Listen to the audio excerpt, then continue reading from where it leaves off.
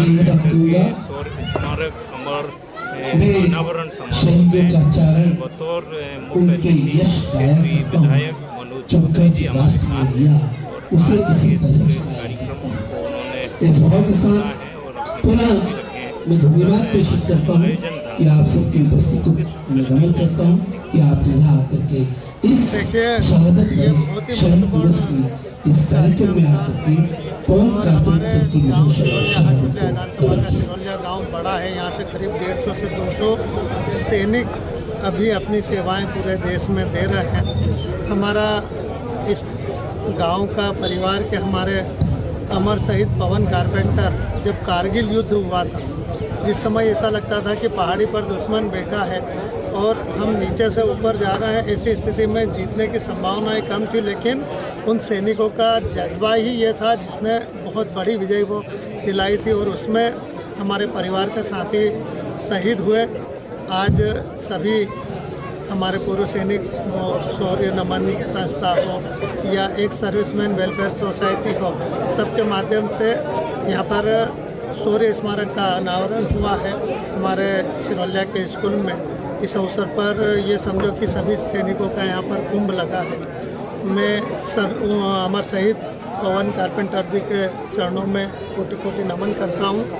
और इस बात का भी विश्वास है कि जब ये प्रतिमा अनावरण यहाँ पर हुआ है, इसके बाद हमारे कई युवा जो फौज में जाना चाहते हैं, कोई मन थोड़ा छोटा मोटा डोलता होगा, वो इनसे प्रेरणा लेकर निश्चित रूप से राष्ट्र सेवा में अपना महत्वपूर्ण योगदान देंगे। यकीनन जिस तरह से आपने मंच से कहा कि यदि विधानसभा क्षेत्र के युवा राष्ट्र की सेवा में जाना चाहते हैं और क्योंकि देवास जिले की 5 विधानसभा क्षेत्र में आप एक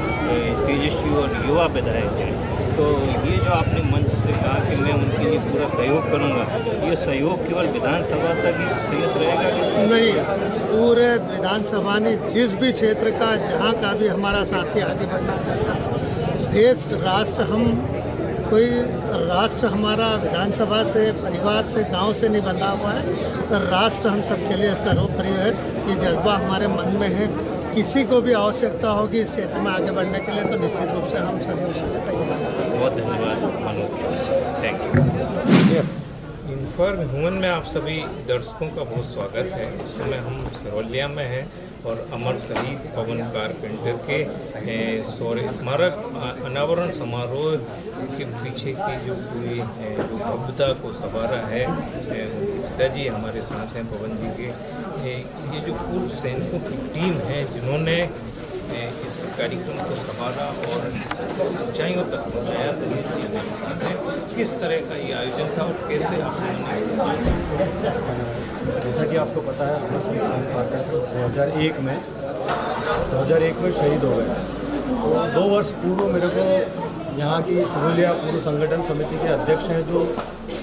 उनके द्वारा सूचना मिली कि ऐसे अपने गांव के ही पवन कारपेंटर जी शहीद है और अभी तक इनका कहीं पर कोई रिकॉर्ड नहीं है। तो हमने हमारे माध्यम से एडीएम सर को बातचीत करी, एडीएम सर से जिला सैनिक बोर्ड पता करा और फिर उनका एक सपना था कि यहाँ उनका शहीद स्मारक का निर्माण हो।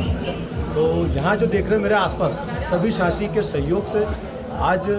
जिस शहीद स्मारक का अनावरण इन सभी के सहयोग से और सबसे बड़ा सहयोग हमारे साथ जो रहा है संस्था शौर्य नमन का, जिनके द्वारा हमें स्टैचू प्रदान किया गया। साथ ही सिरोलिया का जो एक सर्विसमैन संगठन है उनका भी बहुत सहयोग रहा और संपूर्ण देवास जिले के सैनिकों का हमारे साथ सहयोग रहा, जिसका ही आपने अनावरण देखा गया और भव्य अनावरण। Thank you. जिस तरह से बातचीत के दौरान आप बता रहे थे कि आपका जो पूरा संगठन है वो इस तरह के भविष्य में भी कई सारे प्लान योजनाएं लेके चल रहा है, अब आगे में क्या किया? हाँ सर, जिस तरह की देवास जिले के संपूर्ण शहीद अभी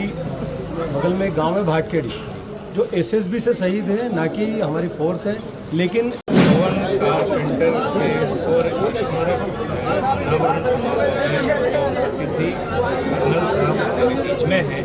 और सर इस कार्यक्रम के संबंध में आपकी प्रतिक्रिया किस तरह का आयोजन करते हैं? जैसा कि आप सभी जानते हैं कि आज अमर शहीद सिपाही पवन कारपेंटर के शौर्य स्मारक का अनावरण समारोह था।